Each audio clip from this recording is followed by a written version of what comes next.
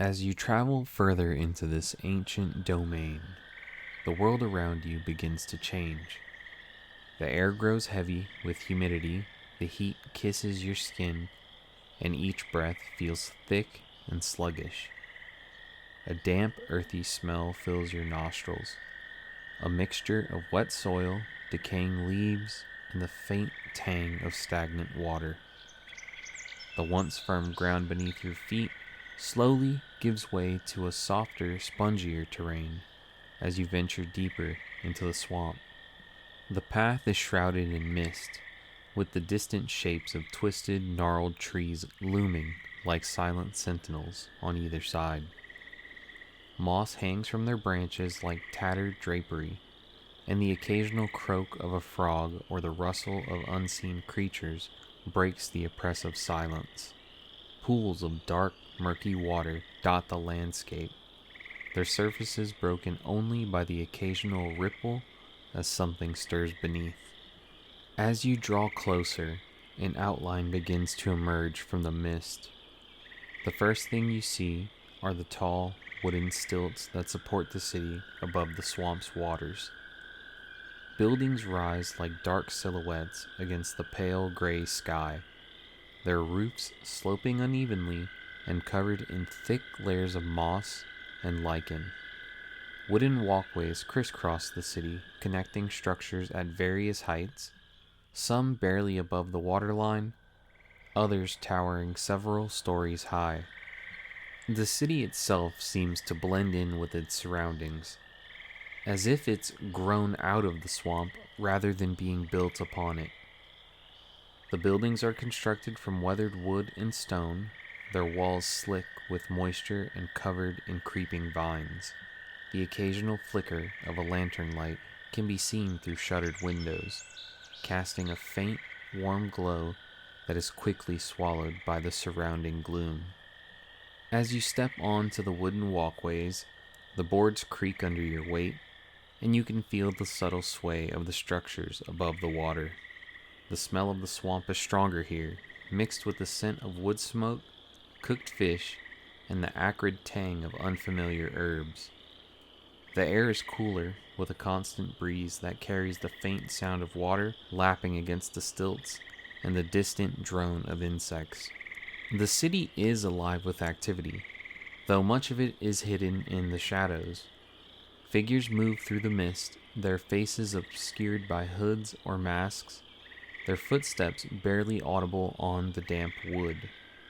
The murmur of low voices drifts through the air, punctuated by the occasional clatter of goods being traded or the soft splash of something falling down into the water below. For you, this city feels both alien and oddly familiar, a place that is at once welcoming and deeply unsettling. The city seems to breathe with the swamp, its pulse slow and deliberate, as if it's waiting to reveal its secrets to those who dare to delve deeper into its murky depths. Welcome to Murkmire. Hello everyone. For this D&D episode of the podcast, I figured I'd give you something that you may be able to use in your campaign. A cool swamp-themed city. This city is inspired by my home, just with a cool fantasy spin on it, so it's big on the aesthetics that are commonly associated with the Deep South as well as its tropes. Swamps, voodoo, herbalism, and all that kind of fun stuff. Murkmire has 4 districts, and each of those districts have 2 places of interest. With these places of interest, we pretty much answer all of the questions you need to ask yourself when making your own city. Those questions are: who governs this place? What races live here? What kind of resources does the city have, and where do they get them? Where do the people here gather? What underworld activities occur here, and where? What are the dominant religions or religion in this city? And last but not least, what kind of defenses does this city have for itself? So, without further ado, let's talk about Murkmire and its districts.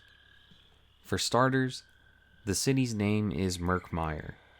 I've also taken the liberty of giving you the brief overview that you'd probably want to keep in your GM notes in case you just want something brief and to the point as far as introducing the city to your players. Overview. Murkmire is a sprawling, mist-shrouded city nestled deep within an ancient swamp. The city structures are built on stilts, platforms, and interconnected walkways that rise above the murky waters. The air is thick with the scent of wet earth, decaying vegetation, and the distant calls of unseen creatures. The city is a hub for traders, outcasts, and those who seek to harness the swamp's dark magic.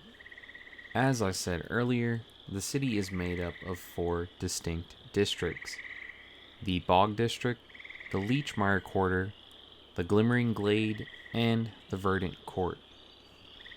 The Bog District is the oldest part of Murkmire. The area is a maze of decrepit wooden shanties and narrow boardwalks.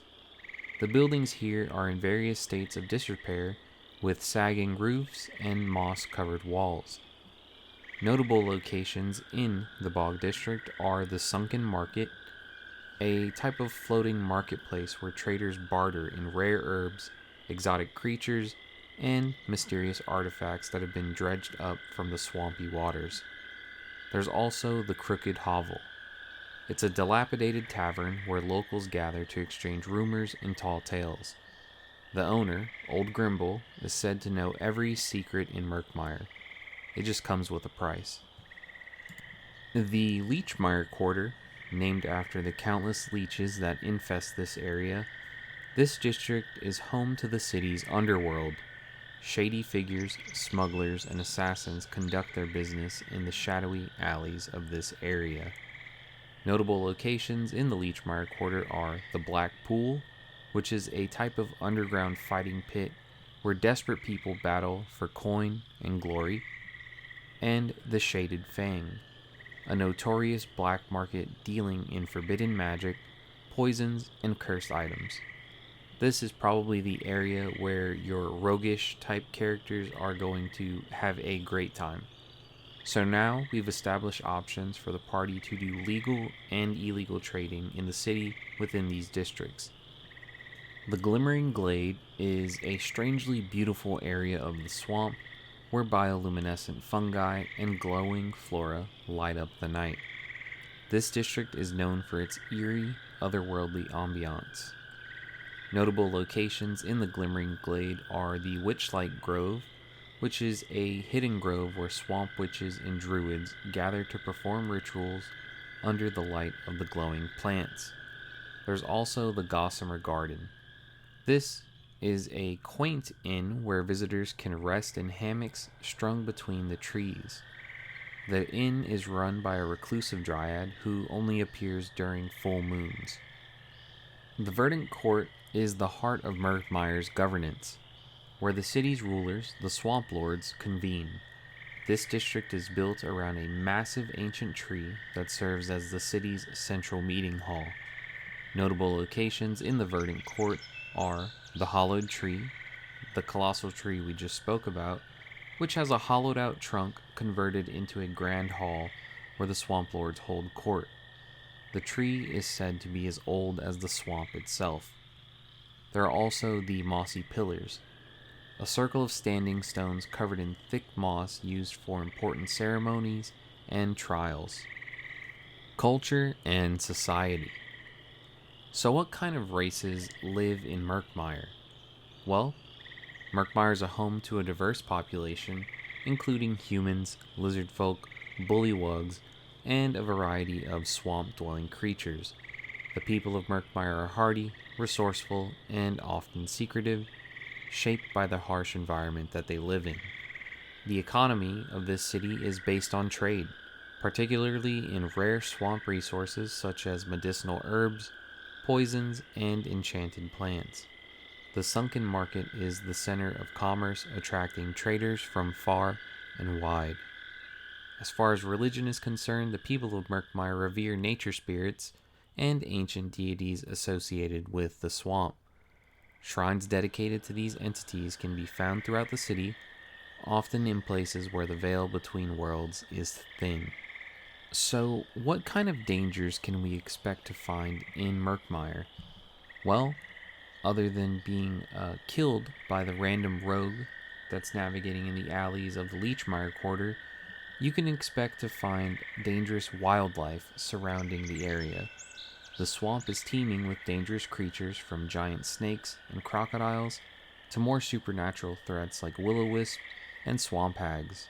There's also a mysterious creeping corruption that turns the swamp's flora and fauna into twisted, malevolent forms.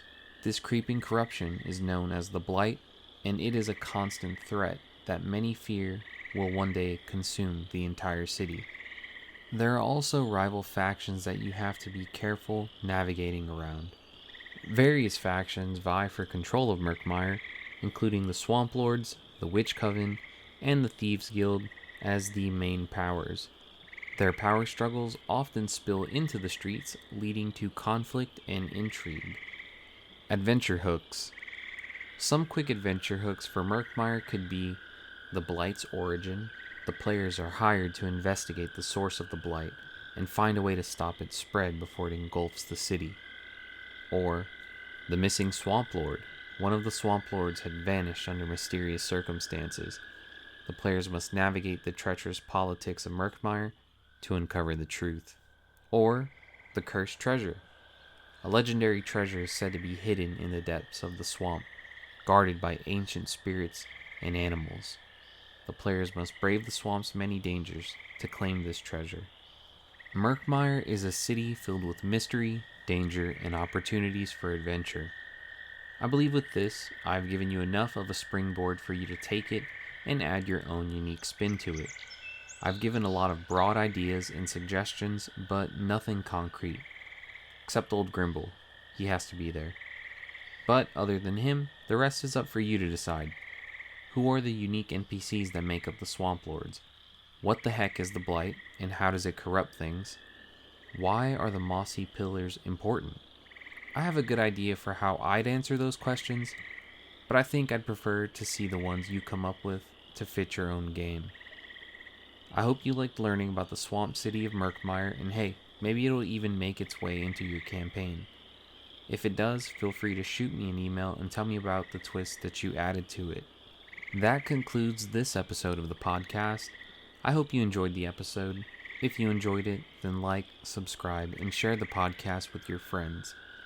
This is Myths, History, and D&D, and I hope you tune in next time.